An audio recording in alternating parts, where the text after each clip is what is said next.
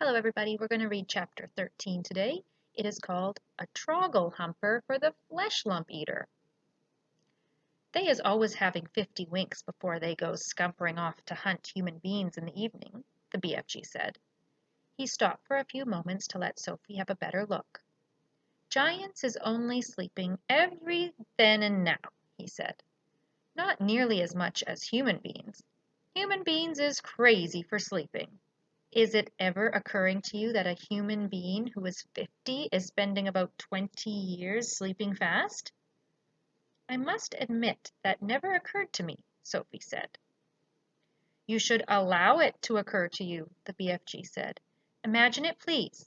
This human being who says he is 50 has been fast asleep for 20 years and is not even knowing where he is, not even doing anything, not even thinking. It's a funny thought, Sophie said. Exactly, the BFG said. So what I is trying to explain to you is that a human being who says he's 50 is not 50. He is only 30. What about me? Sophie said. I am 8. You is not 8 at all, the BFG said. Human being babies and little chidlers is spending half their time sleeping. So you is only 4. I'm 8, Sophie said.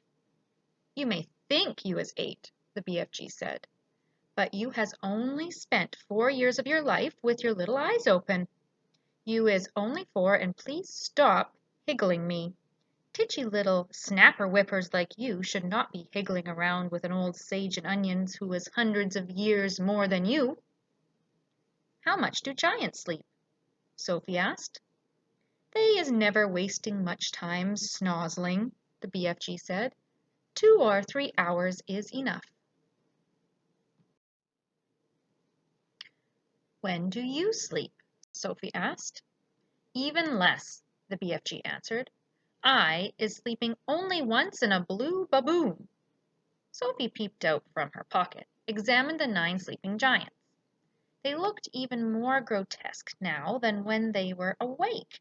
Sprawled out across the yellow plain, they covered an area about the size of a football field.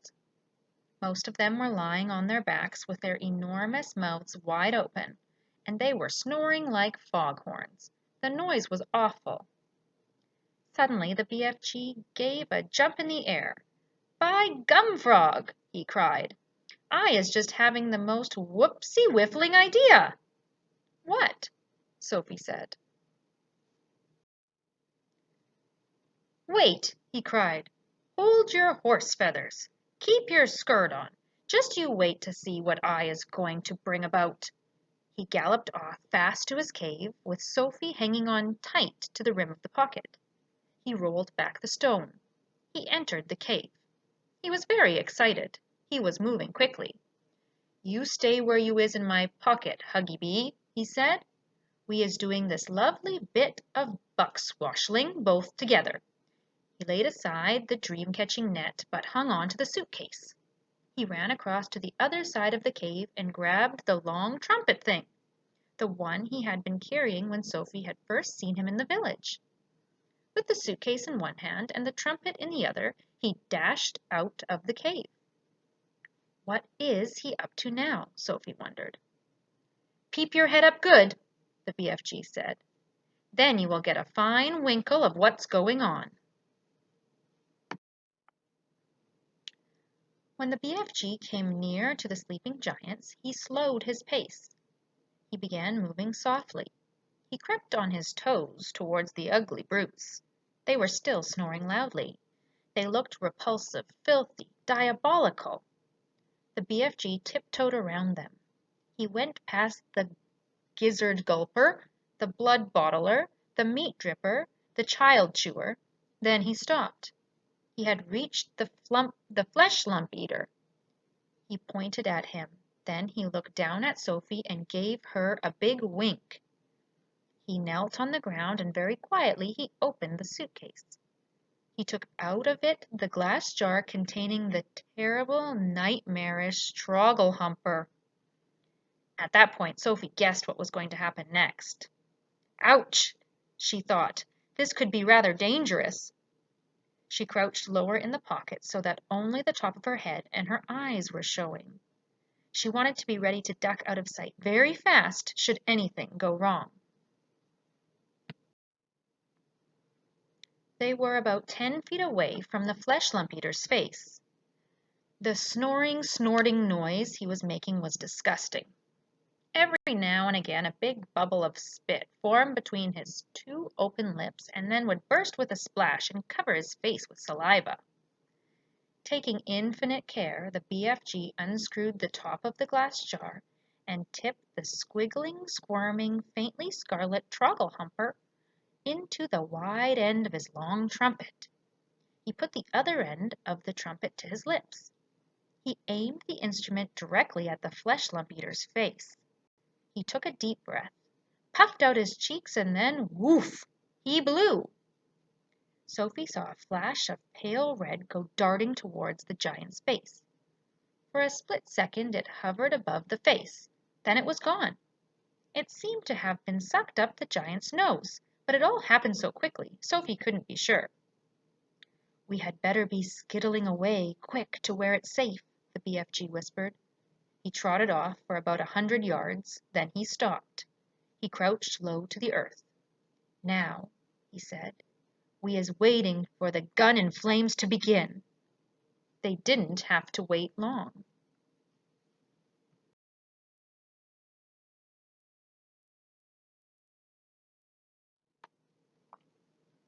The air was suddenly pierced by the most fearful roar Sophie had ever heard, and she saw the Fleshlumpeater's body, all 54 feet of it, rise up off the ground and fall back again with a thump.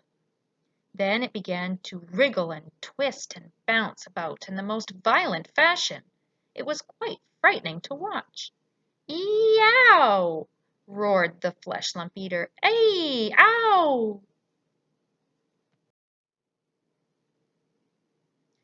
"He's still asleep," the BFG whispered. "The terrible Troggle-humping nightmare is beginning to hit him." "Serves him right," Sophie said. She could feel no sympathy for this great brute who ate children as though they were sugar lumps. "Save us!" screamed the Fleshlumpeater, thrashing about madly. "He is after me! He is getting me!" The thrashing of limbs and the waving of arms became more violent by the second. It was an awesome thing to watch such a massive creature having such mighty convulsions. "It's Jack!" bellowed the Fleshlumpeater. "It's the grewful, gruntious Jack! Jack is after me! Jack is whack-crackling me! Jack is spike-sticking me! Jack is splash-plunking me!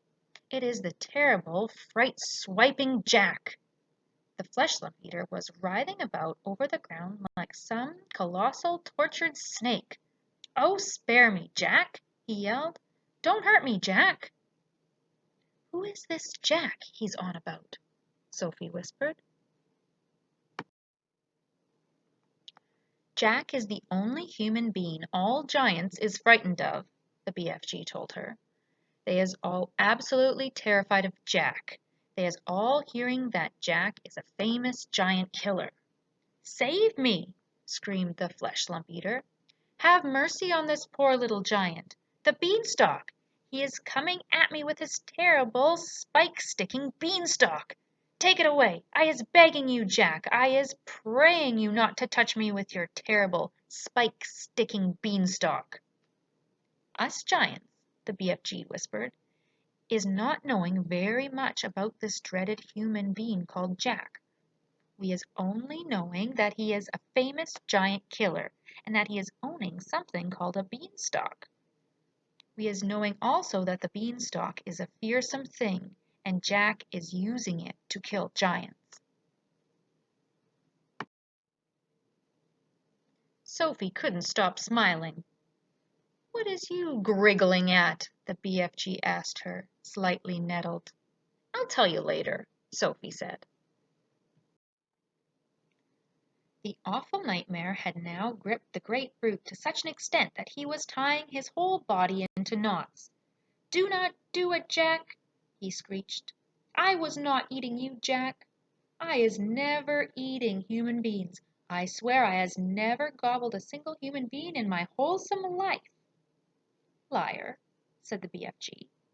Just then one of the Fleshlumpeater's flailing fists caught the still fast asleep meat-dripping giant smack in the mouth. At the same time one of his furiously thrashing legs kicked the snoring, gizzard-gulping giant right in the gut. Both the injured giants woke up and leaped to their feet. "He is swiping me right in the mouth!" yelled the meat dripper. "He is bungswoggling me smack in the guts!" shouted the gizzard gulper.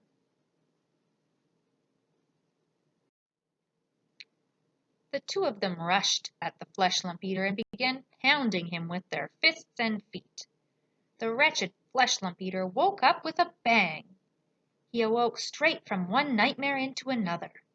He roared into battle, and in the bellowing, thumping, rough and tumble that followed, one sleeping giant after another either got stepped upon or kicked. Soon all 9 of them were on their feet, having the most almighty free-for-all.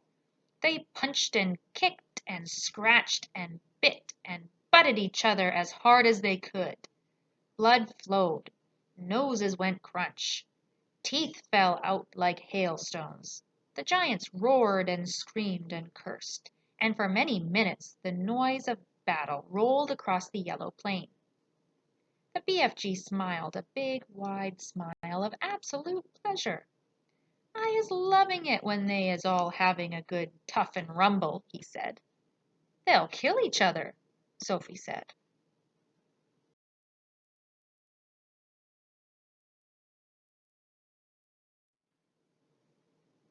"Never," the BFG answered. "Those beasts is always bishing and walloping at one another. Soon it will be getting dusky and they will be galloping off to fill their tummies." "They are coarse and foul and filthy," Sophie said. "I hate them." As the BFG headed back to the cave, he said quietly, "We certainly was putting that nightmare to good use, though, wasn't we?" "Excellent use," Sophie said. "Well done you." That is the end of this chapter. We'll be back again to read the next chapter called Dreams.